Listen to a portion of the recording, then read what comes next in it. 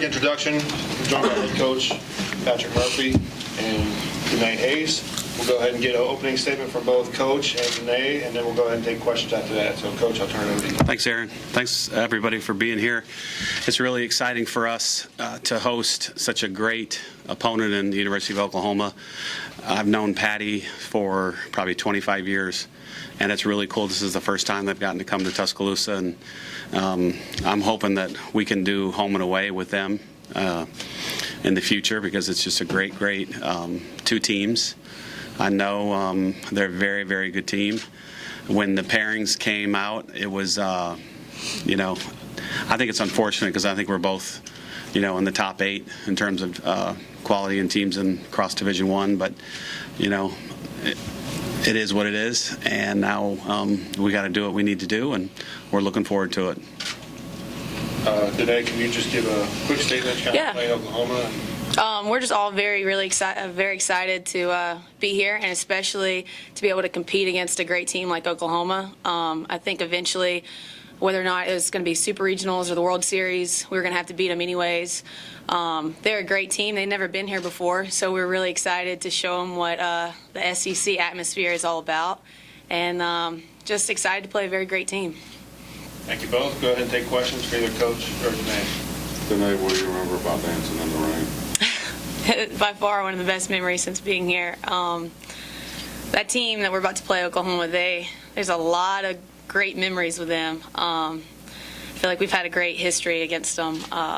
They're just a very fun team to play, and some of the best memories that I've had since being here at Alabama have been playing against them. Patrick, you talk about kind of being bittersweet, but going up against Oklahoma in this situation where, win or die kind of thing. Yeah. Give that history. Well, it's unfortunate. You don't want to beat your friends, and I consider Patty a friend, and just really great respect for everything that she does. And I had, this is kind of like the end of the line, because I worked with Team USA in the summer. I think it was 2010. Might be wrong, but we went to Bogota, Colombia for a junior qualifier, and Lauren Chamberlain and Penley were on that team, and it was an unbelievable team. Kylie Lawners from last week from Washington was on it, and it was an all-star cast. And now they're both going to be done. They're both seniors, but it was a heck of a 14 days in Bogota with them. I knew both of them were going to be greats in college, because they were very good then. And just playing against them is one of the reasons why you're at Alabama. Get an opportunity to go to the World Series and play a very, very good opponent. Patrick, can you talk about your small ball this year? Is this the best team you've had at successfully executing the sacks and that kind of thing? It might be. It's close to it, because one of the things we do in practice is if we do execution, I want it done on the very first strike. You don't get to foul one off. You don't get to. It's kind of like make it, take it in basketball. You get it down, you get to keep going. If you don't, you're out. And perform or get out is another way we say it. Do what you need to do, or you get out of the box. And so, and then we add a little bit of running to that. And the kid that's up to bat, she has to get her bunt down, or the rest of the team runs to the fence and back. And she doesn't want to see her teammates running to the fence and back. So it was just a way to up the ante a little bit. And when I've called for it, we've usually gotten it down, and it's been usually either a very good sacrifice drag, or they executed a slap and run or a hit and run. And hit and run is, some years it's 10% success, and some years it's 75%, and I think this year it's about like that, 75%. And is that kind of like a Coach Red thing when you're up there and everybody's waiting to see if you're going to make them run? It's a love-hate relationship with that game. It obviously love the game, hate me. It definitely helps us in the game, because very first strike, like Coach Murphy said, you're going to get it down. But we have Stephanie Van Brakel in the pitching circle, and she knows how to get you out. And so a lot of the time she'll throw that very tough pitch. So we're learning how to bunt very tough pitches. So in the game it looks really, really easy. But it's definitely a love-hate relationship with that game. When you're facing a team as powerful as they are, how important can manufacturing to run defense was for both of them? I mean, it's the difference between moving a runner from first to second, you know. It's just you have to get the runner in scoring position against a great team like that because they have great pitching, and then they also hit the ball very well. So the difference between one bag is crucial. There's going to be low scoring on both sides, I'm sure. So the difference between one bag, like I said, is huge, and whether or not which team can do that is the team that's going to be most successful. And playing in a game like this, it's, you know, when you get to the World Series, everybody knows it's a game of inches because the margin for error is about this big at the World Series. Whether it's a bad call, a good call, you get a strike or a ball, any of that, an error, a mistake, and this weekend is going to be the exact same thing. This is like the first round of the World Series for us, for both teams, because the margin of error against a team like Oklahoma is very, very, very small. So you better get a bunt down when it's called for. Patrick, two Russian pitchers in the series. As you've had to recruit younger and younger over the years, how has it changed how you evaluate young pitchers coming up? Well, it's cool that, you know, 2 of the 3 finalists for Freshman of the Year are in Tuscaloosa. So awesome for you guys to see those two.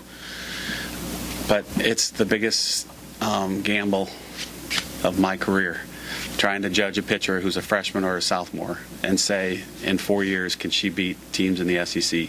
Can this kid take us to the World Series? And you just pray, number 1, she stays healthy. Number 2, she's still in love with the game of softball. And number 3, she does all the things she needs to get into the University of Alabama academically. I mean, those are 3 tough things to make sure that everything is done.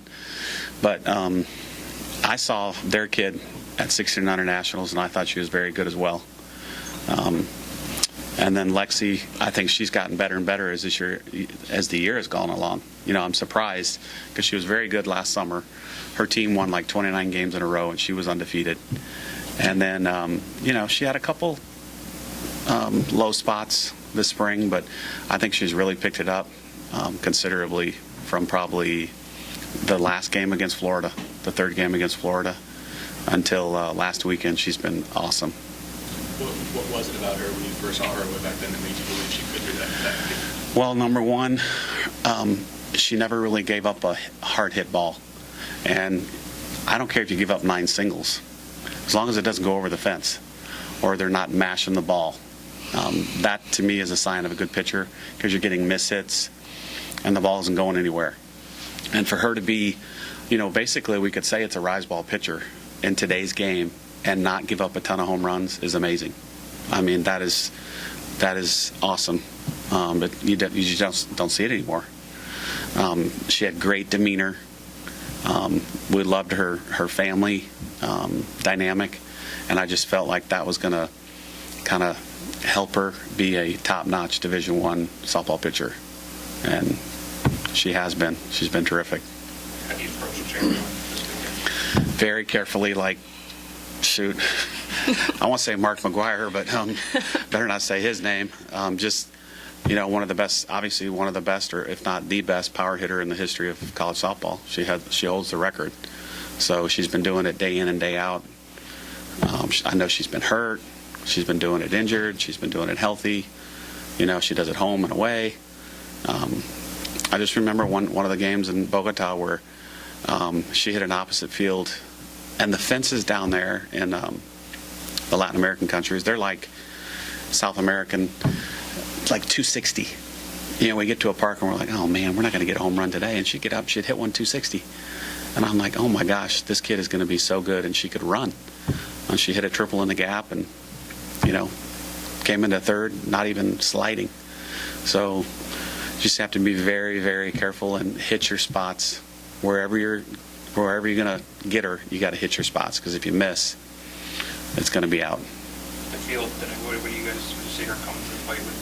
Is there any different approach there? I mean, I think you just have to attack the strike zone with her. You have to get ahead early, and if you're asking if I'm scared out in the field, nah. I mean, we've played her my freshman year and then obviously my junior year, and I mean, she hits it hard to you. When she hits it, it's gonna be a hard shot to you. But I mean, I'm excited to play against her, especially against her and Penley back-to-back in the lineup. I think it's a challenge, and I love that on defense.